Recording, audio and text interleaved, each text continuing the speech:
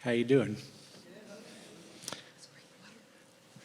I wrote my little piece, and there's a lot of stuff people have already said, but I'm going to say it again because you can't say too much good, too much nice. The word that comes to mind when I remember Beegie Adair is elegance. She was a class act all around, as a person, as a musician. As a person, she had the highest standards for honesty, ethics, kindness, and intellect. She was a very principled human being, and it showed in the way she interacted with other people, always polite, always understanding and accepting, always giving the benefit of the doubt, sometimes to a fault. It showed in her love of nature, her garden, which she put into a land trust to protect.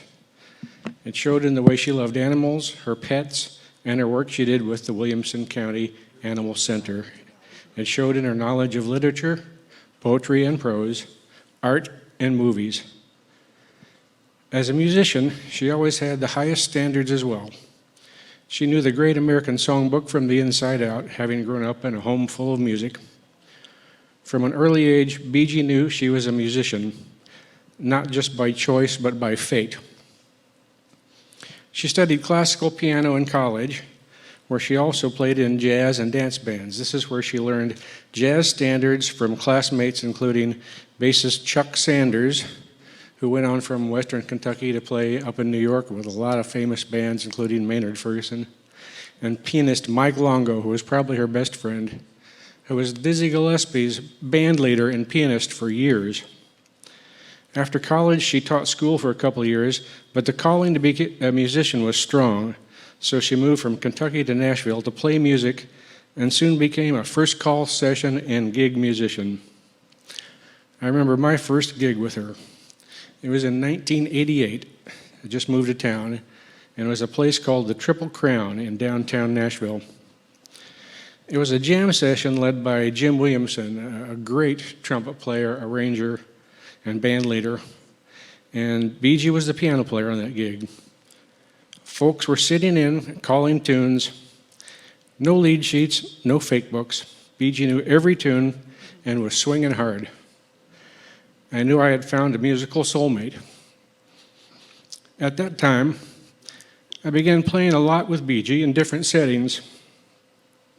A couple of years later, drummer Chris Brown moved to town, and Lori and I began playing with him.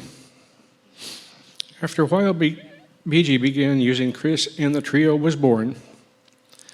In the mid-90s, Green Hill contacted Beegie about doing a trio recording.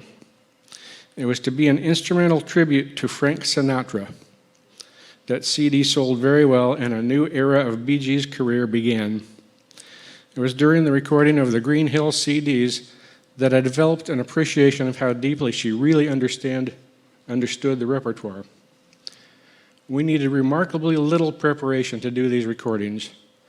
We would get together once to discuss what tunes would be on the album, and once more to formulate an approach to the arrangements. And sometimes those approaches we formulated actually made it onto the record.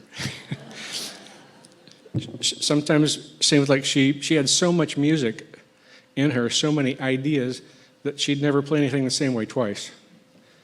I remember Jack Jesro, the producer, we'd do a rehearsal take, and Jack would say, "Yeah, that's the intro I want, play that again."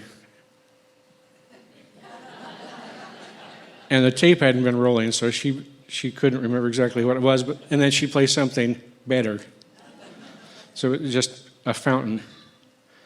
Then we would go into the studio and record 12 to 14 tunes in 2 days. This was possible due to her vast knowledge of the repertoire. We went on to do 36 trio recordings of standards and jazz tunes. We also did a large number of recordings with other artists for Green Hill, including Denis Solee and George Tidwell, Jack Jesro and Jeff Steinberg, many others. Monica here? Do you know how many CDs the trio actually appeared on? 36 trio CDs, but the whole catalog.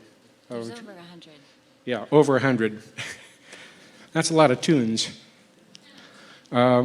we had a steady Thursday night at F. Scott's that became a workshop for us. That steady gig afforded us an opportunity to try out new tunes and arrangements. Many of the arrangements that evolved there became stock repertoire for the trio. Due to the Green Hill CD's popularity, Bee Gees' popularity grew internationally and concert opportunities began to arise. Bee Gees did a solo tour to Japan and later returned with the trio to play 4 sold-out shows at the Cotton Club in Tokyo. The trio played London twice at the famous Pizza Express Jazz Club. We began early yearly gigs with Monica Ramey at Birdland in New York and trio concerts at Carnegie Hall. Bee also became a Steinway artist and began doing solo performances at Steinway showrooms around the country.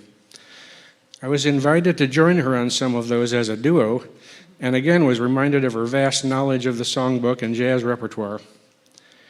Preparation for the duo concerts consisted of Bee writing down the names of 5 tunes. We would go on stage and play those 5 tunes, and then she would take requests from the audience. Whatever they asked for, she knew it, and we played it. Again, no lead sheets, no fake books. Many of the requested songs we had never played together, or in a few cases, never at all. Sometimes it didn't go as expected. At one of the Steinway concerts, Bee called on a lady who had her hand up to make a request. The lady said her husband, who had recently passed away, was a huge jazz fan, and Beegie Adair was his favorite pianist. So would she play his favorite song? Beegie said, of course, and asked her what the favorite song was. The lady replied, Jeremiah was a bullfrog.